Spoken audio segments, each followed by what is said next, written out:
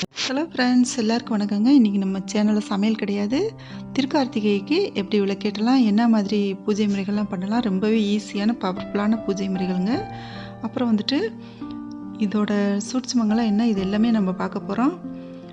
இது எல்லாருமே ஈஸியாக பண்ணக்கூடிய முறையில் தாங்க இப்போ நம்ம சொல்ல போகிறோம். வாங்க வீடியோக்குள்ளே போகலாம். இது வரைக்கும் நம்ம சேனலை சப்ஸ்கிரைப் பண்ணலைன்னா சப்ஸ்கிரைப் பண்ணிக்கோங்க, பெல் ஐக்கானை கிளிக் பண்ணிக்கோங்க. இந்த அகல் விளக்கு 27 வர்ற மாதிரி பார்த்துக்கோங்க. எப்போவுமே பொதுவாக விளக்கேற்றும் போது 27 விளக்கு வச்சு ஏற்றுறது ரொம்ப நல்லதுங்க. அப்படி இல்லை அவ்வளவு எண்ணெய் செலவாகும், விளக்கு அவ்வளோ வைக்க முடியாது அப்படின்னு நினச்சிங்கன்னா ஒத்தப்படையில் வர மாதிரி பார்த்துக்கோங்க.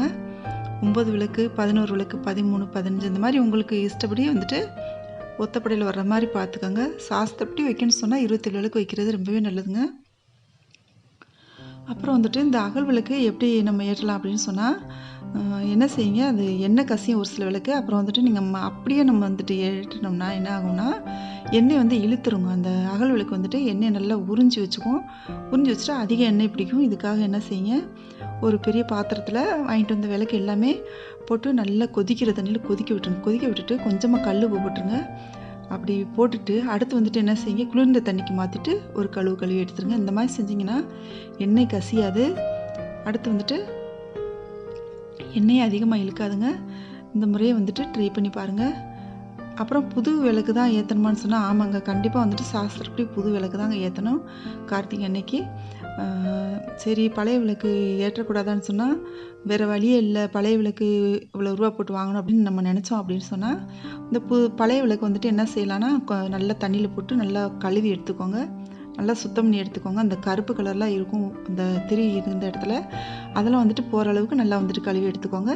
கழுவி எடுத்துட்டு, ஆனால் சாஸ்திரப்படி ஒரு 5 விளக்குனாலும் கண்டிப்பாக புது விளக்கு இதோட சேர்க்கணுங்க. புது விளக்கு சேர்க்காமல் நம்ம விளக்கேற்றவே கூடாது. ஃபஸ்ட்டு வாசலில் போயிட்டு ஒரு கோலம் போடுங்க. கோலம் போட்டுட்டு வாசலில் ஒரு 5 விளக்கு வைங்க. இது நீங்கள் ஏதாச்சும் ஒரு விஷயம் வேண்டிக்கிட்டு நடக்காமல் இருந்துச்சுனாக்கா 2 வகையான விளக்கு இருக்குங்க. அது எல்லாமே நம்ம பார்க்கலாம். அந்த 5 விளக்கு ஏற்றுங்க. கோலம் போட்டுட்டு சின்னதாக ஒரு ஸ்டார் கோலம் அப்படி இல்லைன்னா ஒரு பூ கோலம் போட்டுக்கோங்க.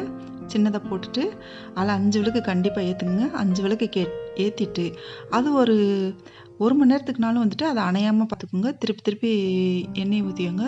அது காற்றுல அணைஞ்சால் அது ஒன்றும் பிரச்சனை இல்லைங்க. அணைஞ்சிருச்சுன்னு சொல்லி கவலைப்பட வேண்டாம். காற்றுல அணைஞ்சாலும் பரவாயில்ல. திருப்பி நம்ம விளக்கை ஏற்றி வச்சுட்டு எண்ணெய் ஊற்றிக்கலாம். இந்த மாதிரி நீங்கள் 1 மணி நேரம் அதை ஏறியே விட்டுட்டீங்க அப்படின்னு சொன்னால், நீங்கள் நினச்ச காரியம் 3 கார்த்திகைக்கு இது மாதிரி பண்ணுங்க. 3 கார்த்திகைனா 3 வருஷம் கார்த்திகைக்கு இது மாதிரி பண்ணுங்கள். பண்ணால் நீங்கள் வேண்டிக்கிட்ட அந்த விஷயம் கண்டிப்பாக நடக்குங்க. அப்புறம் இன்னொரு முறையும் இருக்குங்க. அது என்ன அப்படின்னு சொன்னால், மாவிளக்கு இல்லைங்க. மாவிளக்கு நான் இன்னொரு வீடியோவில் போடுறேன். மாவிளக்கு எப்படி எடுக்கணும்னு சொல்லிட்டு. மாவிளக்கு செய்ய தெரிஞ்சவங்க மாவிளக்கு செஞ்சுக்கோங்க. மாவிளக்கு செஞ்சுட்டு நெய்யோ ஊற்றி விளக்கேற்றிக்கோங்க. விளக்கேற்றிட்டு அந்த மாவிளக்கு மற்றவங்களுக்கும் கொடுக்கலாம், நம்மளும் சாப்பிட்லாங்க. அந்த மாதிரி அதுவுமே பார்த்திங்கன்னா, அது பூஜை ரூமில் ஏற்றணுங்க. பூஜை ரூமில் ஒரு தட்டில், ஒரு பித்தளை தட்டில் வச்சுட்டு பூஜை ரூமில் அந்த விளக்கை ஏற்றி வச்சுட்டு அதுவும் 1 மணி நேரம் எரியணுங்க. 1 மணி நேரம் எரிஞ்ச பின்னாடி நீங்கள் எடுத்துகிட்டு நீங்கள் அதை ஒரு பிரசாதமாக வீட்டில் இருக்கவங்களும் சரி, இல்லை வேறு யார் இருந்தாலும் சரி, அவங்களுக்கு சாப்பிட கொடுக்கலாம். அந்த மாதிரி நீங்கள் அந்த முறையை ஃபாலோ பண்ணிங்கன்னா, நீங்கள் ஏதாச்சும் வேண்டிக்கோங்க. வேண்டிக்கிட்டு இந்த மாதிரி நடக்கணும் அப்படின்னு சொன்னால் வேண்டிக்கோங்க. வேண்டிக்கிட்டு இந்த மாதிரி நீங்கள் விளக்கேற்றிட்டு வந்தீங்கன்னா அது கண்டிப்பாக அந்த 3 வருஷத்துக்குள்ளே கண்டிப்பாக நடந்துடுங்க. அப்புறம்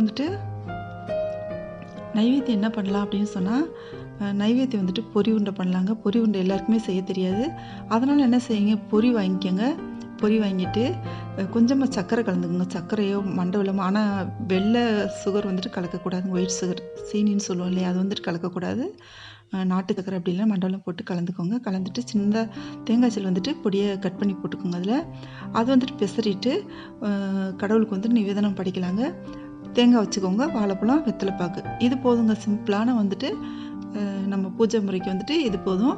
அப்படி உங்களுக்கு இன்னும் கொஞ்சம் விரிவாக பண்ணணும் அப்படின்னு நினச்சிங்கன்னா என்ன செஞ்சு கொஞ்சமாக பொங்கல் வச்சுக்கோங்க. அது கம்பல்சரி கிடையாது, உங்களோட மன திருப்திக்காக தான் அந்த மாதிரி செஞ்சுக்கோங்க.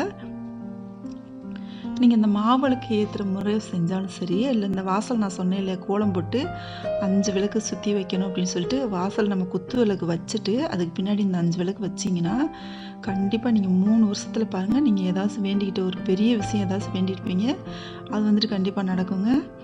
அப்புறம் இந்த விளக்குகளுக்கெலாம் என்ன எண்ணெய் ஊற்றலான்னு சொன்னால் நான் ஒரு வீடியோவில் சொல்லியிருக்கேன். நல்ல நெய் மட்டும் தாங்க ஊற்றணும், வேறு எந்த எண்ணெயுமே சேர்க்கக்கூடாதுங்க. நீங்கள் இந்த முறையில் வந்துட்டு ஃபாலோ பண்ணி பாருங்கள். 6 மணிக்கு ஏற்றலாம், 5:45க்கு ஏற்றலாம். ஆனால் வந்துட்டு என்னென்னா திருவண்ணாமலையில் விளக்கு ஏற்றுற பின்னாடி தாங்க நம்ம வந்துட்டு ஏற்றணும். அதனால் முடிஞ்ச மட்டுக்கும் அதை ஃபாலோ பண்ணுங்கள். இந்த வீடியோ உங்களுக்கு பிடிச்சிருந்துச்சுன்னா நம்ம சேனல் இது வரைக்கும் சப்ஸ்கிரைப் பண்ணலைன்னா சப்ஸ்கிரைப் பண்ணிக்கோங்க, பெல் ஐக்கானை கிளிக் பண்ணிக்கோங்க. எப்படி இருந்துச்சுன்னு சொல்லி இந்த வீடியோ எப்படி இருந்துச்சுன்னு கமெண்ட் பண்ணுங்கள், ஃப்ரெண்ட்ஸ்க்கெலாம் ஷேர் பண்ணுங்கள்.